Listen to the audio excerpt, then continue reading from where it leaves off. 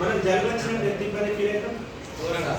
So మనం నోట్తో నీళ్ళు కాదు, చాలా మంది మీకు తెలియకుండా నోట్తోనే నీళ్ళు ఇస్తారు.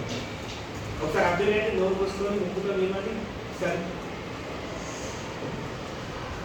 అప్పుడు ఐస్ క్లోజ్ చేసుకుంటా ముక్కుతో నీల్చుకుంటా అబ్జర్వ్ చేయండి, ఏమనిపిస్తుంది అక్కడ ప్రశాంతంగా ఉంటుంది.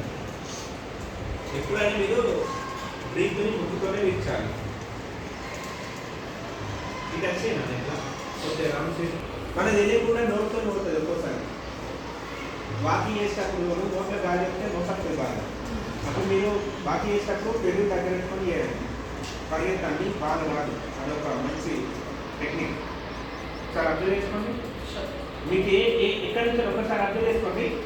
ఎడమ ముక్కు నుంచి వస్తుందా కానీ కుడి ముక్కు నుంచి వస్తుంది. ఒకసారి జస్ట్ అబ్జర్వ్ చేసుకోండి. ఇలాంటి చిన్న చిన్న టెక్నిక్స్ ఫాలో అయ్యండి. ఈవినింగ్ టైంలో చూడండి, నైట్ ముక్కు నుంచి వస్తుంది. ఈరోజు చూడండి, అబ్జర్వ్ చేయండి.